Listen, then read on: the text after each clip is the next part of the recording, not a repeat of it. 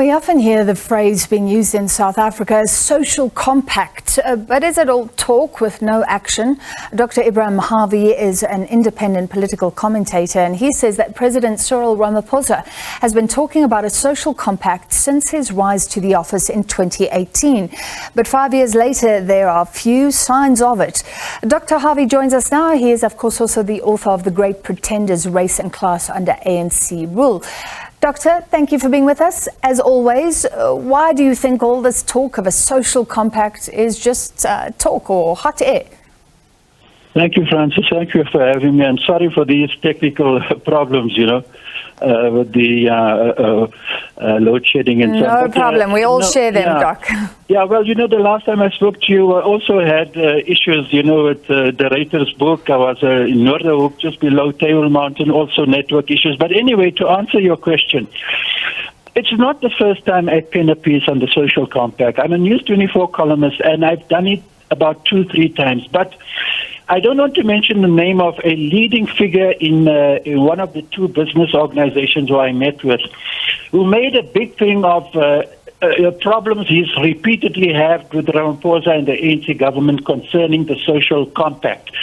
And the gist of this was that they are saying that South Africa needs to formalize and reach agreement on a comprehensive social compact. And because he represents business, he said, no, that is good and well, but you can't do that. You can't seek the social compact without dealing with the operational problems that big business is experiencing, especially like in the mining industry, with the export of metals and minerals, and you've seen the media's been full up with Financial Mail, Business Day, etc.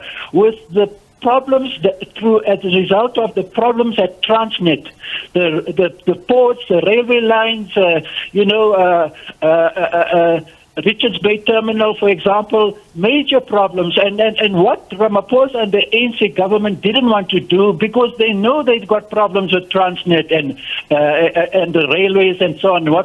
So they want to focus on the social compact. And the argument that he put forward was that you can't do that unless you simultaneously deal with the operational problems that big business is experiencing, with both Central and Transnet, in particular affecting the mining industry, because you can see how much, they've lost many millions because the railway lines and the export terminals and harbors were affected with Transnet for a long time, so that they have called attention. It's an important matter that you cannot be seeking the social compact, kingdom, so to say, without dealing with the operational difficulties that big business is facing because of the corruption and incompetence in the SOEs, especially Transnet.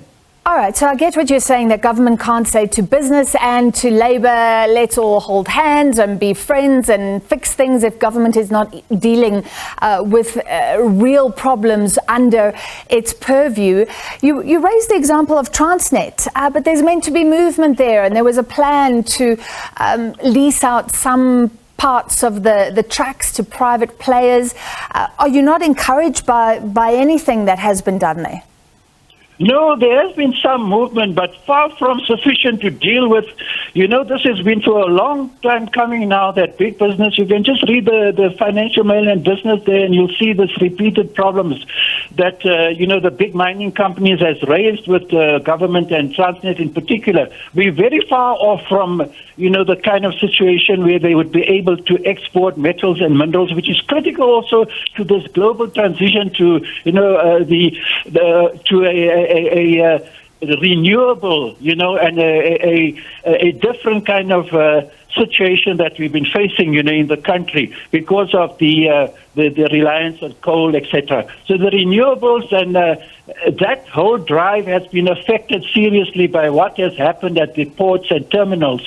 It's an ongoing battle. I don't want to go into detail, between Transnet in particular and the mining companies.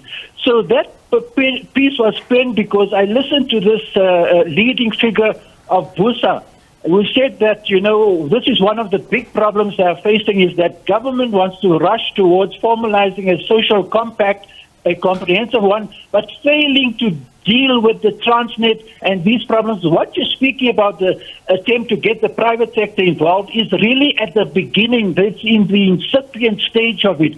It's got to go a long way, and until then, Transnet is a state public utility, and there's been a lot of problems, as you're aware, with Transnet, corruption, incompetence, mismanagement that's going on there for years. And basically, this is what he drew attention to. And it seemed that Ramaphosa and the government did not want to listen seriously to those issues, because it's quite intractable and complex what's been happening in Transnet, and ultimately the state is held responsible for all kind of public and that kind of infrastructure, that the mining companies in particular rely on, in order to export metals and minerals. So, Doctor, before you go, time is short, so a quick answer, please. The one thing you're passionate about as an ex-activist is labour issues. Where is labour in all of this, and where should it be? Sometimes we have intractable problems between business and labour, or SOEs and staffers. No, they know it to be seen. I mean, really, you don't have to look further than NEDLAC. Look at what has happened at NEDLAC. You don't even hear labor dealing, besides the fourth industrial, dealing with these kind of social compact issues and pushing a kind of social justice-based social compact. That is what we need. And the big problem is that unlike the 80s, 90s, when the unions were linked to the township struggles and what was going on in the community, because their members live in those townships. That is the problem with NEDLAC. They don't address what is called the questions of reproduction, social reproduction in the townships. You can see the basic services, all the struggles. They have to realign this matter where they link the factory floor with what happens in the townships, which is what happened in the 80s and 90s. That has been lost, and with it, their determination to fight for the kind of social compact which only a social justice-centered one is what I believe is necessary. You don't hear the unions fighting these issues, partly because of what has happened with the union investment companies. And it's not just the state. You have to look at corruption and the union investment companies and see even involving NUMSA, the most socialist of the affiliates of COSATU, and then left. But, it's affected NUMSA even. So all the affiliates formerly from COSATU who went the way of union investment companies has been stricken, and no one talks about it, with ongoing corruption and problems, and NUMSA involved and included. Okay, thank you.